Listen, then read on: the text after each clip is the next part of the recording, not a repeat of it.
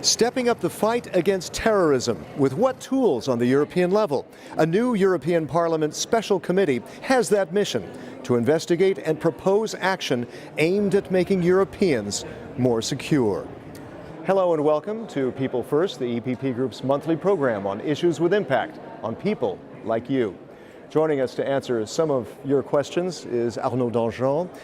You are the EPP Group's spokesman on this special committee. You're also a member of the Committee on Foreign Affairs and the Committee on Security and Defense. Welcome. Thank you.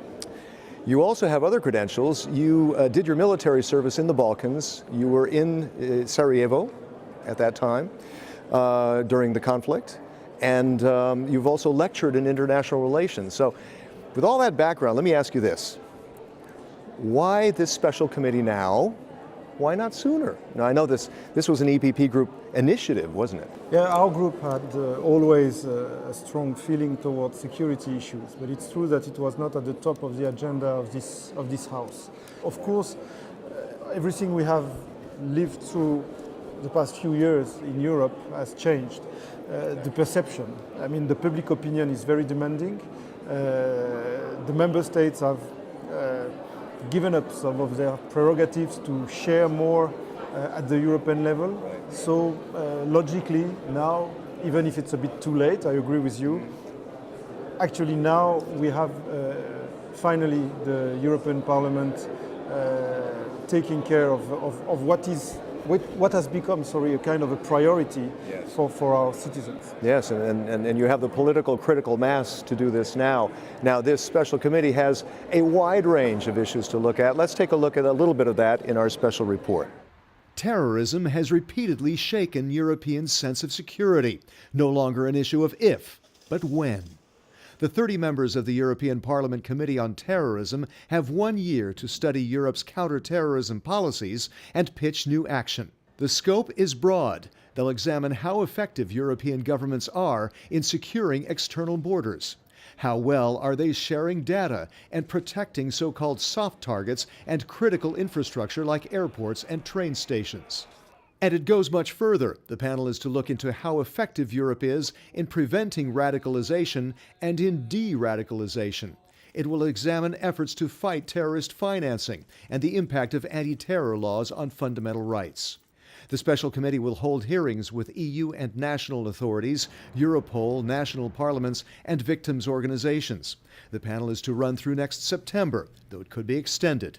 There will be a midterm and a final report aiming to send a strong signal to Europeans that the EU is responding to their security concerns. So a wide range of issues. And here's one. Let's go to our first Vox Pop question. And this is about following the money that is fueling terrorism. That's one of the issues that you're going to be looking at. ¿Qué pueden hacer los señores parlamentarios europeos para eliminar la financiación que se le aporta a las células terroristas? A lot of that is online. It's on the internet. How do you deal with that? Well, actually, it will be part of our mandate, of course, but it's not the core issue of our mandate. Okay. Not because it's not important, but simply because we already have some tools in place. Right. I think at the European level there are already four directives dealing with the financing of terrorism, and it's already a fifth one being worked out by the Commission. It's true that we also experience a kind of a transformation of terrorism. We have now a lower cost, I would say, low-cost terrorism in Europe. We have individuals radicalized who are keen on undertaking actions, whereas before we had more networks, more organized networks. Big operations. So it changed also the way they are financing their operations. A question that's quite relevant to that about recent attacks from this person here. How will you protect the soft targets in Europe? Soft targets. Your committee is taking on that question, but there's so many kinds of soft targets. Where do you start? Where do you end on that? You have to start with the assumption that there's no place safe in our societies, because everything and everybody is a kind of a target. What we see and what is encouraging is help by the European Commission, which has set up a fund to help the communities, cities, municipalities to have better practices, to have also better protection for public spaces, you know, and some monuments and soft targets like all the transport infrastructure and so on. Or these Christmas markets that are coming up. It's time to protect them very effectively. See, unfortunately, we had to go through these painful events we had over the last few years. Right. But what we experience now, what we see is that really the local communities have taken a lot of steps, sometimes on their own, to promote security, to make also citizens more aware. This is not easy. Awareness among children. Here's a question from a school events coordinator who says she tries to make fun events for the kids, but she has this in mind. How can we protect the children from kindergarten about terrorism? Okay, well, that's kind of a two-pronged question. How do you protect them, but also how do you educate them, sensitize them about this? Try to explain it too. It's true that we have a lot of work to do in terms of teaching properly what is the radical ideology, how to prevent this from spreading. I don't really believe, and we had interesting debate already within our committee about de-radicalization. And we were told by the specialists that de-radicalization is something we don't know if it does exist, actually. But what we have to promote is prevention of radicalization, and it starts very soon indeed.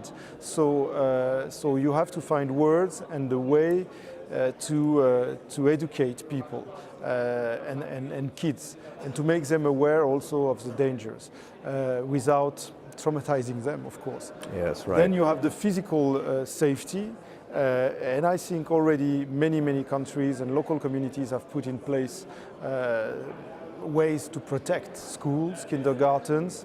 Of course, here also you have to be, I would say, as invisible as possible and not traumatize the kids. They don't go to bunkers and they don't go to besieged cities. I mean, that's not the aim. Well, now you mentioned radicalization. Here's another question about that from one of our people here. ¿Cómo realizar un proceso de integración para evitar la radicalización en nuestros países?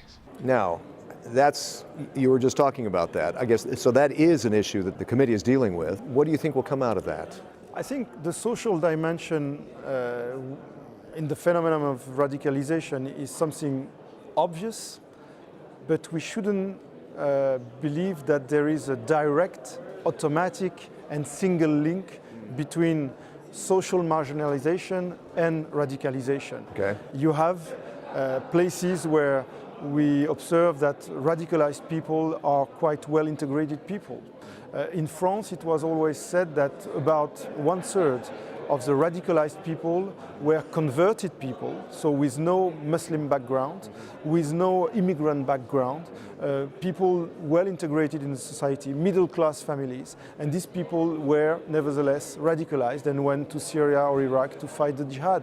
Yeah. So you see, there is no single explanation for radicalization, but it's true that social marginalization can play a role, of course, and on this we have to see what can be done socially to prevent this. This committee is supposed to last only 1 year. Yeah. Supposed to. You think considering what's gone on up to now, do you think you'll finish on time? I don't think so, because the mandate is very broad. As we just touched upon some issues, but only a few of the issues. We also have to deal with the architecture of intelligence and counterterrorism in Europe. Right. What kind of legislation is best appropriate to fight terrorism?